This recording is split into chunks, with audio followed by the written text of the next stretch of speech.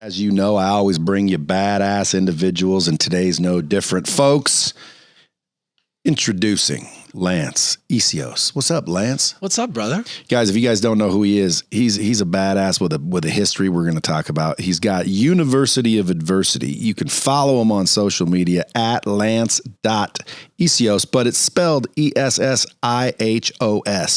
What is that, Greek? It's Greek, yeah. You're Greek. Yeah. From Canada. From Canada. And you played hockey. Yeah. Mm-hmm. Like professionally or just upcoming? No, I played up until I was about 20 into junior.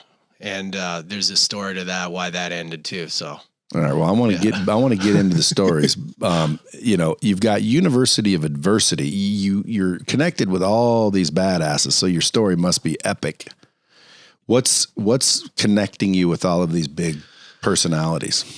Yeah, man. There's a few different layers. I started out playing hockey, and there's a lot of crazy shit that went on in my teenage years while I was trying to play hockey. I had a really, really difficult time with a stepmother that was fucking from hell.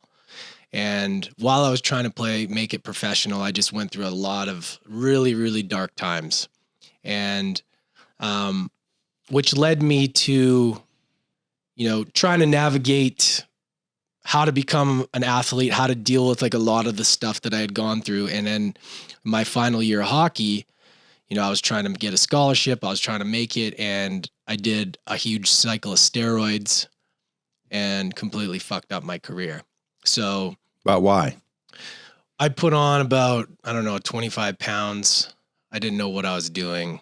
I was partying. I was, shooting steroids.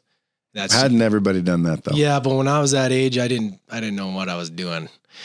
And I went to camp, and they were like, what is wrong with you? And, I got cut. And after that, it was challenging because when you're an athlete, as you probably know, you meet athletes, you are an athlete, and that is what you are. And when that ends, you're like, what am I now? Right. So I had no idea. And you lost your identity. Yeah. My identity was wrapped around being a hockey player. You got to have the conversations with your family and what happened? What happened to your career, your friends?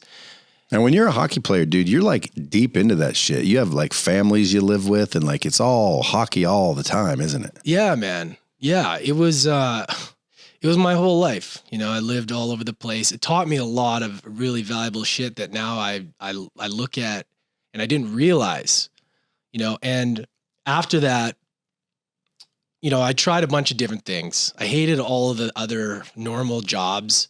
And then I got into the bar and restaurant industry, man. And I loved it. And that was a whole other, I went down a pretty dark road in, the nightclubs, and got really deep into the alcohol and the drugs for many years. And yeah, man, I got lost in it for a while. And during that time, I went through some really, really difficult shit that, led me eventually out of that. Dude, you traveled all over as a bartender. Like you just go get a job wherever you wanted to live, or what? Yeah. So I lived in Vancouver. That's a badass town, no? Yeah. And I was working at some of the best spots. The lifestyle was amazing, right? But there's also a price. And, the end of 2012, I sold everything I had. I was like, I gotta get out of here. I was rolling with the wrong people, wrong energy. I wasn't feeling drugs a lot. Yeah. What kind? Coke? Yeah.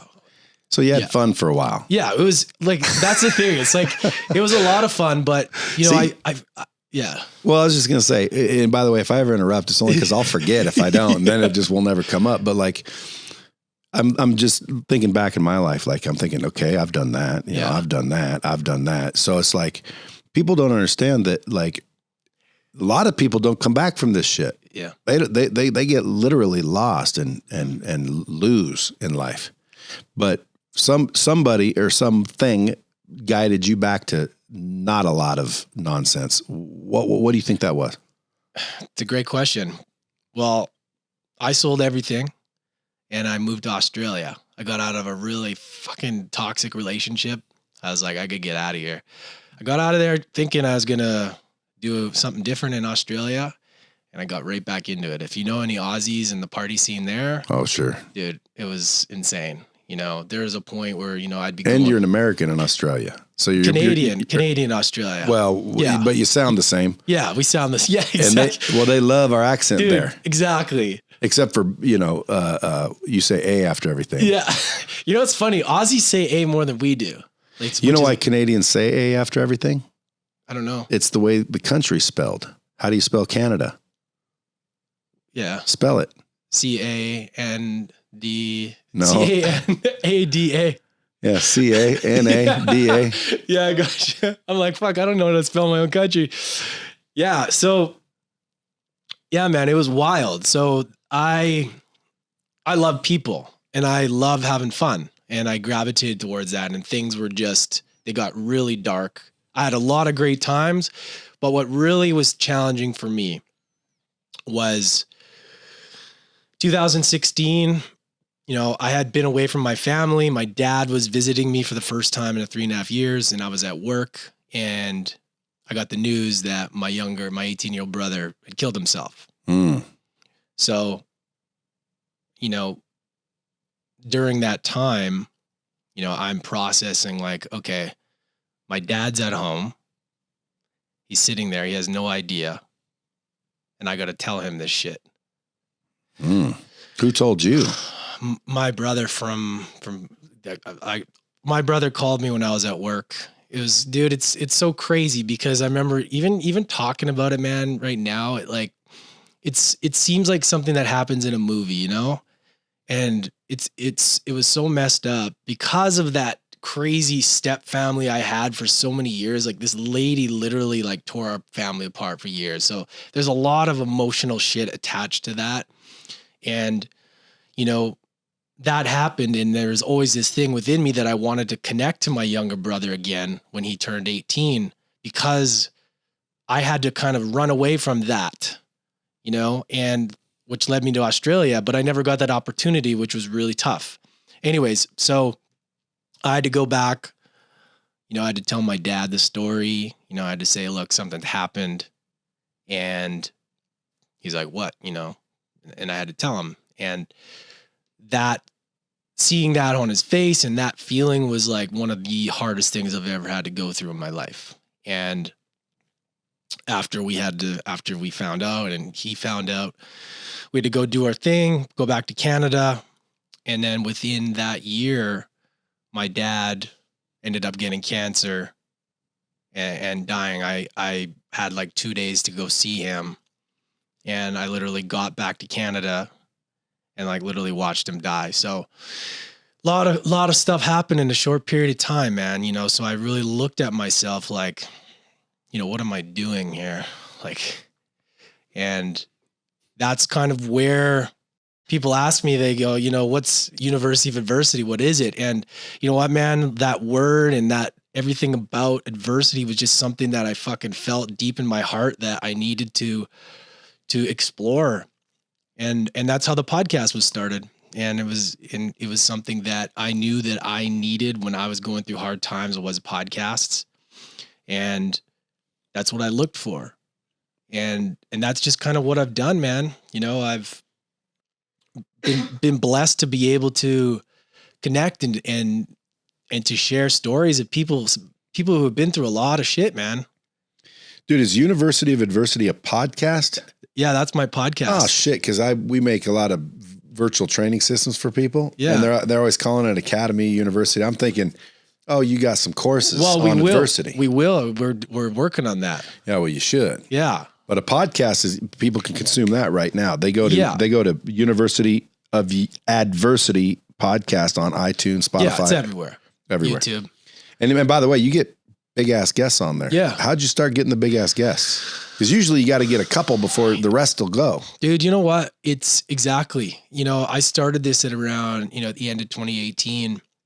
And I just, when you're doing something that you're just doing the right thing at the right time, it aligns. There's been a lot of shit where it didn't work out for me. I hit that point where I started to get momentum. I was getting introduced to people. People were wanting to get on shows. There wasn't as many shows then. And then, you know what, man, like you start getting referred to people, you have a good conversation. People are like, man, you got to talk to this person. And, Yeah. And that's always how it's been. It's just been like this, just like a real conversation. Like, what's your story? Like, let's talk, let's go fucking deep. Not only that, it sounds like it provided you some therapy. Dude, it's exactly what it's done. And you know, what's a funny thing is I had no idea that that's what it was going to do. I had no idea how therapeutic it was going to be able to, you know, not only share my story, you know, because it's usually about others, but like hearing that, and you start to have these high level conversations over and over and over, you know, and you become that. You become, I just, yeah, man, it was really, really powerful. And that's probably one of the biggest things that I say today is like how healing it was for me, man. Yeah. Have you ever done ayahuasca? Yeah, I have. How'd you like that? How'd you know? Did you know that already? No, I'm just making some assumptions. I was just in Costa Rica for 4 months. I did it in January out at Soltara. What did old Mother Earth say to you? It was fucking craziest. Or Mother Ayahuasca, like crazy right now. Dude, it was one of the most profound experiences. Did Mother Ayahuasca visit you? I visited her and she shit kicked me, bro. Did she? Did she say everything's going to be okay though? What'd she say? Oh, what was your reason for all the pain and suffering? You know, I didn't really go through that in that experience. This is what was interesting is like, I thought I was going to have to revisit that kind of stuff, but it wasn't those specific things. What really I had to sit with here's one of the things on the second night, and I'll just give you guys, you know, kind of what happened. I did a full breakdown 4-night trip report on the podcast. If anybody wants to kind of go deep with it, the second night was really about, I went in and I asked the maestros, I was like, I got this block, I got something going on, like whatever. And they're like, well, you gotta really love yourself first. And I'm like, yeah, I've heard that in theory, but I'm like, okay. And they're like, yeah, but you need to love yourself in order to love other people. You need to have that within yourself, right? And we hear that, people talk about that. But what happened was I was like, oh, it's going to be an easy ride tonight. And dude, I went into it and had to sit in this fucking dark space, this dark shadow work, and just literally see the darkest things like come into my awareness. And the message that I got from that was like, you're not going to leave this Maloka. Maloka is where you sit in the dark. You're not going to leave this thing until the sun comes up, and you're going to sit and you're going to process all this shit, because in order to fully love yourself, you have to love all the shit that you're trying to push away.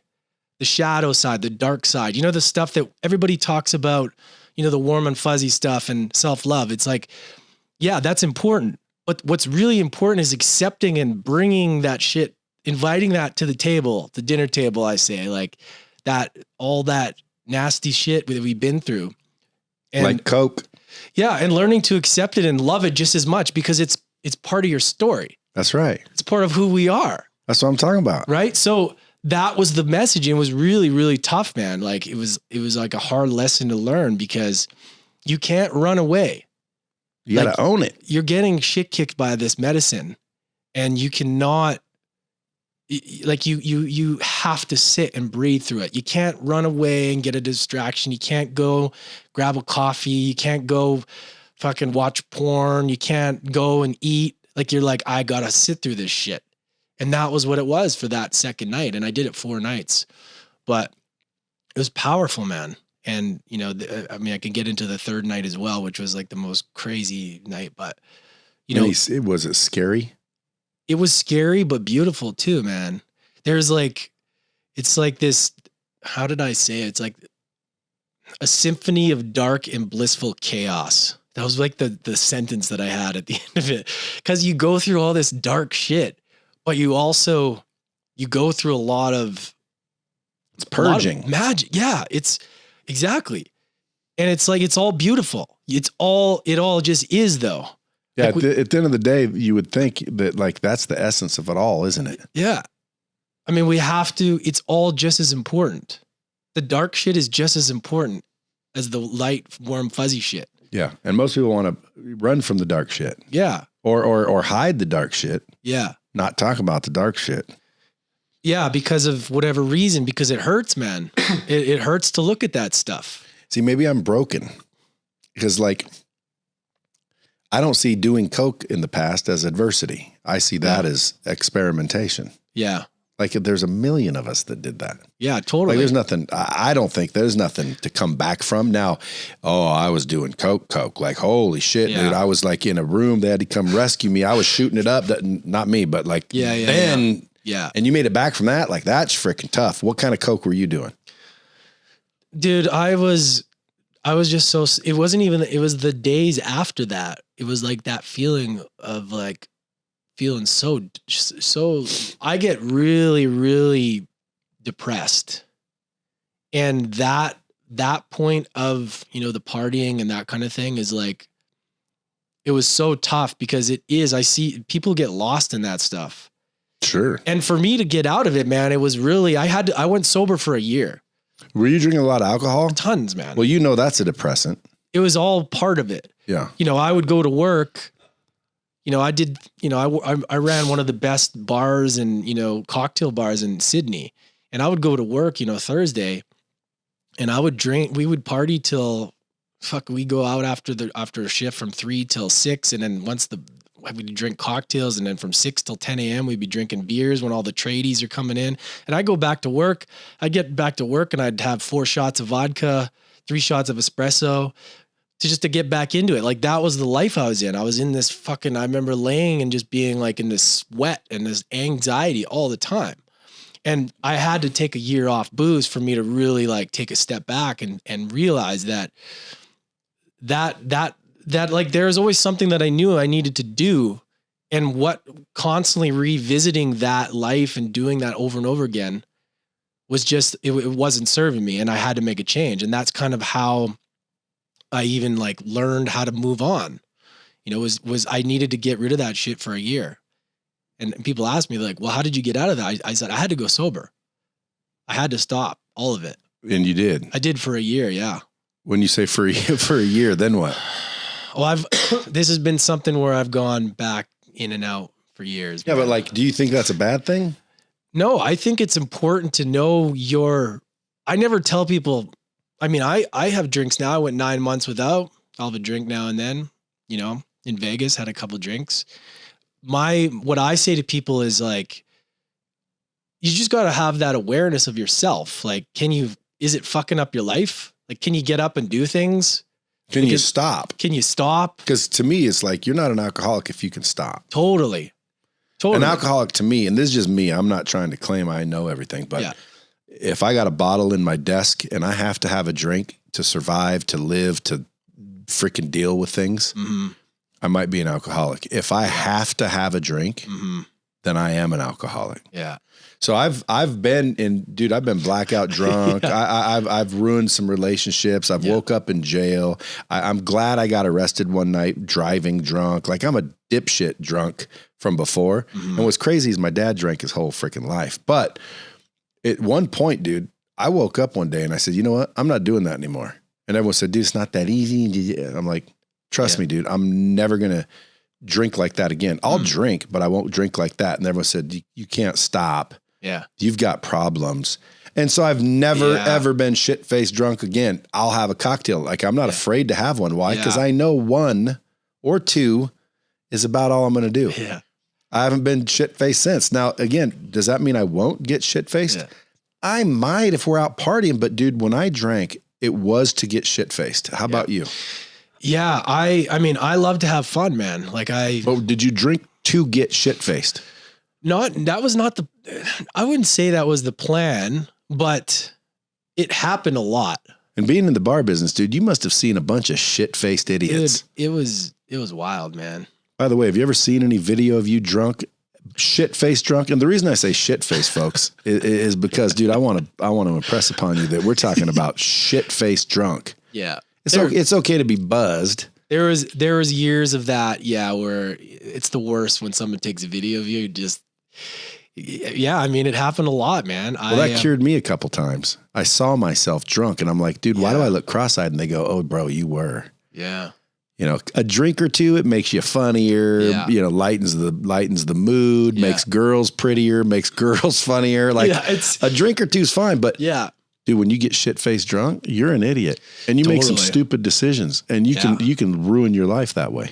Yeah, man, I'm lucky. Like I fucked up a lot of times. And I think if with anybody is just being aware of, look at your track record. If you can handle it, have a drink. Like, fuck, there's nothing wrong with it. But see, there's alcoholics right now going, dude, Lance, you're being very irresponsible by saying that. I really believe that it's you got to really get to the root of it. The root of the reason. The reason you're drinking. I forgot to bomb shit. There's a bomb right there. Right. That's right. We gotta, because there's something deeper. And the problem is that a lot of that isn't addressed. Right. And that's the problem with a lot of things is there's a lot of deep rooted shit that people haven't dealt with that affects them in other areas too. Yeah. Right. And alcohol is just something that kind of numbs that. Facts. Right. That's what you're trying to do. Yeah. But it doesn't work. No, it just kind of like it puts a Band-Aid on it. Yeah. I mean, I love having a drink and having a good time, as you do too. It's like, it's just really getting really clear on like, how does it work for you? Like, does it fuck up your life or does it, there's time and place to be able to use it as a tool to socialize and meet. But for me, it was like, man, what am I doing all the time? And I just knew I had something bigger to do. And that's kind of why I had to do that for a while. I'd give it up, Was it all self-realization or did you start hanging out with better people that started like giving you better guidance? Yeah. This is when I transitioned out of the bar. I got in, my first thing was kind of getting into like that network marketing and that, which one? Anagic. Oh, so the that's old Kangen water. Yeah. Kangen water. That was, back in the day. But what I liked about that was that it was talking about personal development. And, I started to talk about gratitude and I was like, what is this shit? And I realized, dude, like how much practicing gratitude in my life changed my life, like in so many big ways. And, people are like, oh, what is that woo woo shit? It's like, if you say that, you gotta try it. Like that's the thing is that kind of stuff and reading the right books and just understanding that you gotta fill your cup. Like you gotta, develop yourself. And that was when I first started, I think I read Tools of the Titans, I read like a couple other books, Power of Now, just like kind of getting my mind around, how do I grow? Like, what is this stuff? And in that industry there, it was great for that. It was great for learning that. Now, did all of the people you hang around do that? No, but that was the hard part is that all my friends were in the industry. So, I was kind of doing that on my own, with the people in that area. But eventually, as I started to change and I started to put, into myself and grow, a lot of my old friends that kind of we just sort of separated, I was never like, oh, I'm not dealing with you. It's just, I think as you grow and your priorities change, you just kind of naturally gravitate towards people that inspire you more, like I want to be fucking inspired. Like I want to learn from people that have done great shit, What makes you think, why do certain people grow and certain people don't? Because like some of those friends, they're probably still partying. Yeah, I think it's lack of belief. I think it's stories. People get lost in the stories of the past. They think that their past defines their present and they think everybody else around them has some sort of advantage. And it's not true. If you don't believe in yourself, you're never going to move forward, but you have to figure out how to believe in yourself. And that's, depending on how much shit you got to work through, get all that gunk out from past stories and trauma. I think that's what stops a lot of people. What about you? Where do you see with that? Like, what do you see that stops people from, moving forward? Well, there's a lot of factors, I think, but ultimately it's the lack of, belief. They're limited. They have, their mindset's wrong. Yeah. Cause to me, it's like you can either be abundance or scarcity. Yeah. You can either be positive or negative. Mm-hmm. And if I'm, the high school quarterback and I got all the girls and then we graduated, now I'm not the high school quarterback and none of the girls are really fawning over me like high school. And now all of a sudden, who am I? I can go the wrong way, or you can just go reinvent yourself. Right. Where now all of a sudden you're cool again, but who are you cool to? Most people are worried about being cool for the world when they should be worried about being cool to themselves. And most people don't, I think, get to know themselves very deeply. And so they spend their whole life searching for some feeling of contentment when they're looking at it through like, I want you to make me happy. Yeah. Well, dude, you're not ever going to be able to make me happy. Well, even in a relationship, your partner's not going to make you happy. You got to fucking know that within yourself. And but that's a hard lesson to learn, hard. dude. It takes people years. It took me a long time to realize, holy shit, dude, I'm sitting here worried about everybody else making me happy when it's not going to happen. You got to make yourself happy. And then all of a sudden you start to realize, shit, next thing you know, now you're cool again. And people are like, fuck, dude, I like this guy. This guy's cool. He found himself. But they don't know that's what happened. But that is what happened. Yeah. And I've also noticed a lot too, is most people are living their life through other people's expectations and their stories. It's like they don't do what's true to them. A lot of them they ignore their own intuition of what they actually want to do. And then they do things that don't even align with who they are. Yeah. And then they end up building this thing that isn't even who they are. And they're attracting the wrong people. And then they, I felt that a long time, especially with social media. You think you have to be a certain way and do a certain thing like somebody else. And if you're not doing if you're not following your own intuition, you're actually living someone else's story. And it happens all the time. More often than people think. Yeah. So if I'm listening to your podcast, is this the type of shit you're talking about and teaching and people can pick up? Yeah, man. I mean, we talk about, we go as deep as we can. I like to go deep with stories, man. Like it's so important because the reason this matters to me so much is that, people hear things a lot and you could hear something from, you can hear something 5-10 times, but if you hear it from the right person, it could just spark something and you just need, and then all of a sudden you make a new decision, you get inspired, you make that decision. And that's really what I love to do is when someone says, fuck, I heard that story of whatever, and then they get inspired and they just want to just make a different decision in their life. And for me, I do this because this is what I needed. And now I feel like I'm in my life, like this is my duty is to as I've grown and just done all the different shit that I've done and, interviewed so many awesome people that I feel it's my duty to give back that way and be like, here's some resources, like here's some stories, you may resonate with this person, you may not. And sometimes it's the people that you wouldn't even expect that impact people the most. And, you kind of bring on the big names sometimes and, they get on a lot of podcasts and you kind of don't go as deep as you want, but then there's sometimes you have somebody that may not be the biggest name, but man, their story is like, you're blown away by it. And those, and people, I'm sure you get it too, where people reach out and they're like, man, that really impacted me. And I mean, that's kind of where I'm at with it, man. Like every day, like I want to be able to help people get through the shit that they're going through. 'Cause it's tough out there. We've all been through it. And it is. It could be tough out there. See, again, to me, no, I'm just saying it. Me. I don't think it's tough out there. Yeah. I love your perspective though. I just think we make it tough. Totally. It's not tough. Yeah. What's so tough? No, totally. And that's perspective too, right? But that's why I love your perspective on things too. Like all your content it is really perspective. Yeah. You have an opportunity with every challenge that we have, whatever you call it, adversity, struggle, you have a choice, right? And it's perspective. I agree with that. And perspective is how you see it and approach it. Yeah. But like when someone says, life's tough. Hey, dude, life's hard. Yeah. I always question it. Like, how is it hard?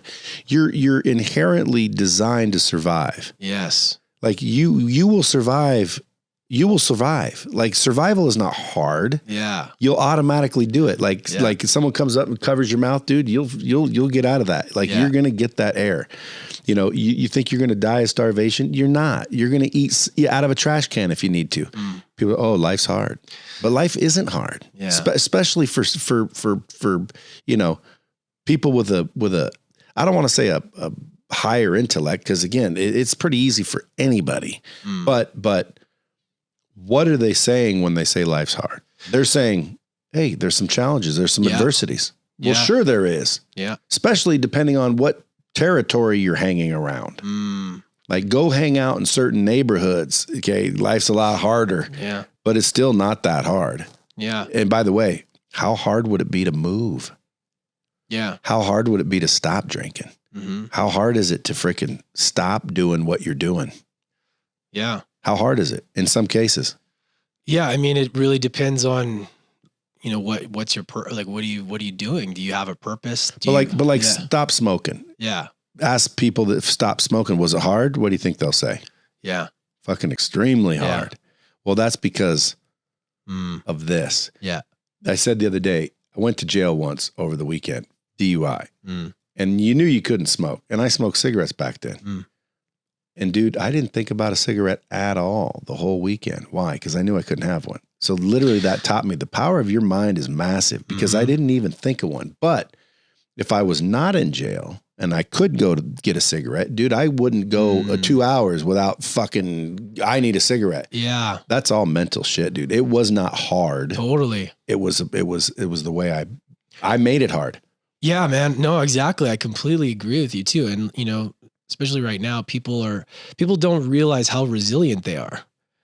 People are talking about, you know, there's a lot of victims out there, right? People don't trust, like we're humans, man. We can get through anything.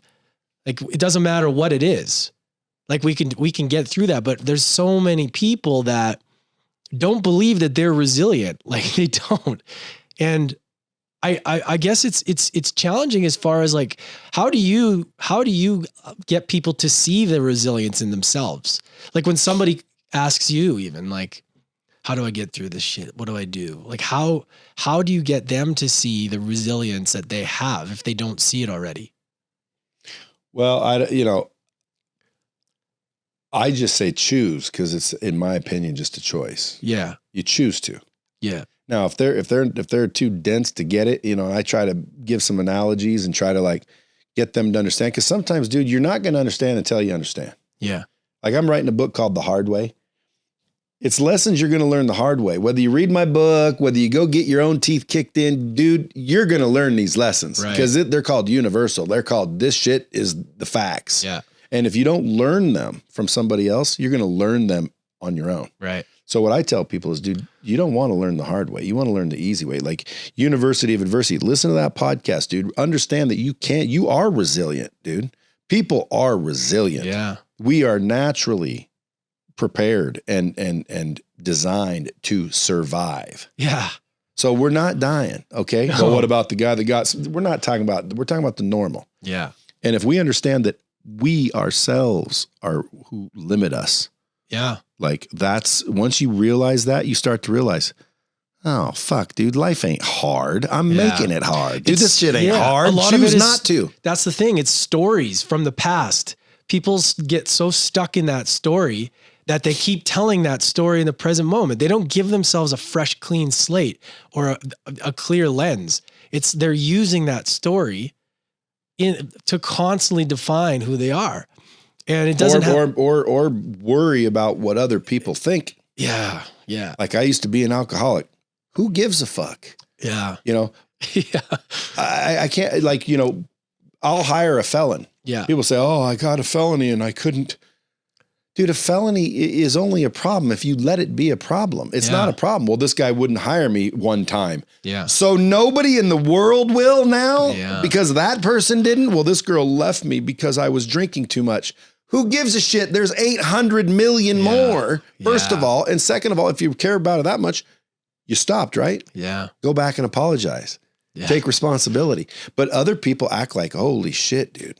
That's freaking major. It's not. You just have to live long enough, or experienced some shit. Cause dude, you've learned it. You're young. How old are you? I'm 37. Yeah. See, dude, I didn't know this shit at 37, dude.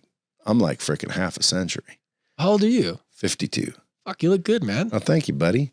I'm getting better though. I just started working out again. I'll get buff again. But dude, it took me a long time, man. I'm telling you. Like at 37, shit, I was still an idiot, dude. You know way more. When I was 37, I was freaking drinking and partying and stupid. Yeah, I mean, you already learned it, got past it. How old were you in it? It was only 5-6 years ago, right? Yeah, I mean, I'm still, I still go through my own shit. Like I'm still learning a lot, man. And yeah, I mean, I'm dealing. Dude, you're going to learn the whole time. And I'm really believing that the belief is everything. Like that's for me to fucking want to get anywhere in my life. Like I'm writing a book. It's called Mastering Adversity.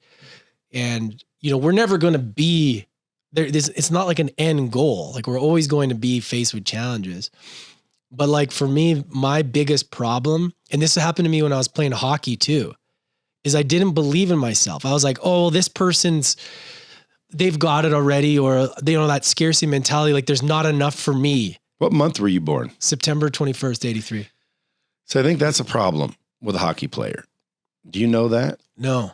There's rules in hockey where you guys can only like kids born in January, February, or March or something. I've heard something about this. Yeah, and kids born in you were always behind. You were always at a disadvantage. Yeah. If you would have been born in January, you would have joined 9 months earlier, and you might have freaking had a whole different story. You know that? Yeah, no, I've heard that. And it's true. It's, but yeah, man, I mean, for me now, it's just a level of like understanding that belief. Like it really is. I see people, and especially, interviewing people and just seeing like, man, these people aren't that different. They're longer. They've been along on the journey longer. They've learned more shit, but they are humans too. They believe in themselves more than they don't. And if you don't believe in yourself, who will? I mean, and that is the biggest thing. I feel like that's what I struggle with daily too, is like those stories of like, well, this didn't work out. So why is this? And I just don't listen to that shit. And that was another thing in ayahuasca that I really got insight into seeing like what is actually possible, which is a whole other conversation, which helps me get through believing when things don't go right. Because a lot of times you hear these things or something happens, it doesn't go exactly as planned. And then you just want to quit, or you just don't believe enough. And you're like, oh, well, I'm done. And for me, that has been the biggest thing. And that's probably the biggest adversity that I'm going through still, is like having that belief and remembering that every day. And I mean, I don't think that'll ever go away, but. Well, it hasn't for me yet, but I can tell you this, you learn a little bit more and it gets easier and easier. And pretty soon you start to get a little bit more certain. Yeah. With certainty comes confidence. So at the end of the day, I always look at it like this, like whatever happens to me, dude, so what? Yeah. Like, dude, big deal. It's happening to me to help me prepare for something. Now, would you rather be prepared or not prepared? Prepared. Yeah. So let's say something bad happens. Your dad died of cancer. Dude, maybe that's going to prepare you for something that if that didn't happen, it would have been bigger issues. I just saw a commercial the other day. It was pretty good. The guy, he's going and his whole day's shit, right? All these things start happening to him. His car broke down, and then this happened, and then that happened, and then this happened. And he gets all pissed off, and he's home, and he's freaking cursing, and he's slamming doors, and he's treating his freaking kids like shit. And then he curses God, and then God appears and basically says, what's the problem in a nutshell? Yeah. He says, what are you talking about, dude? You fucking blew up my car. You did all this shit. You did that shit. You did this shit. You fucking did that shit. And he said, the actor playing God basically said, well, if that didn't happen, that would have happened. And if that didn't happen, that would have happened. If that didn't happen, that would have happened. And if that didn't happen, that would have happened. And if that happened, that would have happened. So I did all that, so that wouldn't happen. And that, it gave me the chills, because I was like, dude, imagine like that's the reality. So guess what? Everything that happens to you, you should probably, even if it's bad, I mean, obviously good shit happens. We don't have to coach people into handling that. Yeah. But when bad shit happens, dude, So what? Like, dude, maybe that's supposed to be happening. That's all I think is maybe it's supposed to be. So let me think, how do I deal with it? And what can I learn from it? And how is this preparing me? And it almost makes it like, okay. Like I don't, like someone asked me, what did it feel like to hit rock bottom? Because one time I was on the beach homeless and I'm like, I've never hit rock bottom. They're like, dude, you were on the beach homeless. And I'm like, dude, it was the beach, first of all. Yeah, it's perspective, man. Like, dude, you really think having to sleep on the beach is the worst fucking thing that can happen to you? Do you believe that? So it ain't rock bottom, is it? Because to me, what's rock bottom mean? It can get no worse. Well, dude, sleeping on a beach in California like, as a fucking young, dude walking around like I had no money. I didn't have a place to stay. So I crashed on the beach. Yeah. What's the problem? That was my choice, by the way, too. Like I could have went home to my parents' house and hitchhiked back to Oregon. But guess what? That's a long fucking hitchhike, bro. I didn't have any money. So I'm going to crash on the beach. Got a blanket. One time I even had a girl come over. She didn't know that was where I lived for a minute. She just thought we were having a romantic night on the beach.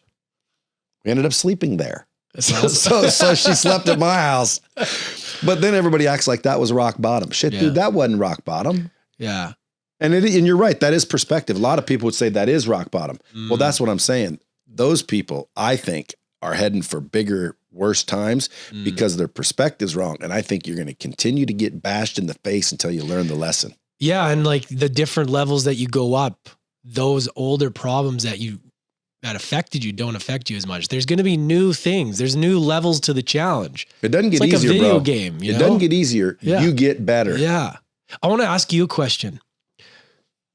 When did you get into like personal development? Because I love, like abundance and scarcity, and you teach that.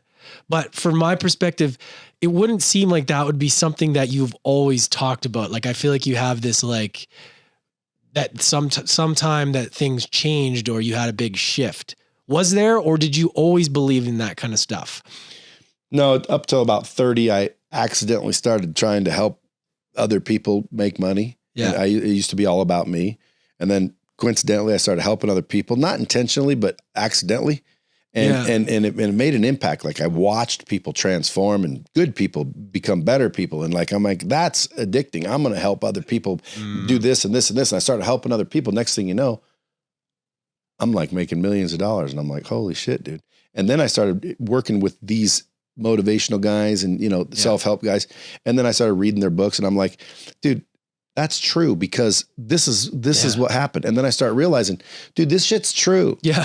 and then I'm like, laws of attraction, dude, that shit's true. 100%. And all these things are true. And I'm like, holy crap, dude, how many lessons do I need to learn before I realize? So then I just started seeking information. And as soon as I started seeking new information, I started changing my beliefs. And as soon as my beliefs started changing, my choices and behavior and actions and circle and friends started changing. And then my results started changing. And I'm like, dude, that ain't rocket science. You want your results to change your actions and your beliefs and your circles. Well, how do you do that? You got to change your behaviors. Well, how do you do that? You got to get new information. Because if you don't get new information, dude, you'll never believe anything new.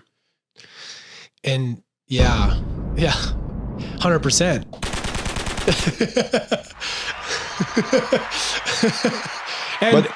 But that's only because I'm old and I've learned it. I've learned it on accident. Also, too, even with stuff like law of attraction, if you don't believe in it, well, you've already made the decision. It's not going to work. It's your level of belief in that thing as well. I truly believe that, man, if you're telling yourself that that's bullshit, well, you've fucking already made a decision. Why not? How are you doing right now? Is that working? Well, if you need to change it up, try it out and see, because people are so stuck on things being woo or it doesn't work. It's like, well, have you tried it? Have you actually? Right. And if you don't believe in that, and again, belief, of course, it's not going to work. Of course. And it's not just about sitting and trying to manifest from nothing. There's a lot of work that has to go into it too. Right. Dude, you're a deep soul for 37. Let me ask you a question. How often do you come through Vegas? Not that often, man. Not that often. Damn, dude. How long are you in town for today, tomorrow, the next day? I'm going to be leaving Saturday, going to the Knights game on Friday night. Oh, so we got some time. Yeah. How about invite you back for a part 2. Because, dude, we haven't even talked about half the shit we could talk about. No, absolutely. I love it, man. And unfortunately, I got to go. Yeah. Previous commitment to this damn studio. But guess what? If you hang around, we can do a part 2 right after they're done. Huh? Yeah, we can do that. All right, let's do that. Hey, guys, folks, if you can't stick around for part 2, I understand, man. Go share this out. Go follow him, Lance.Essihos, Essihos, on Instagram. Go listen to his podcast, University of Adversity. Book coming out. Or come back for part 2, and you'll get to go deeper. Until next time, kids, keep it real. Dropping bombs with the real Bradley. Subscribe now.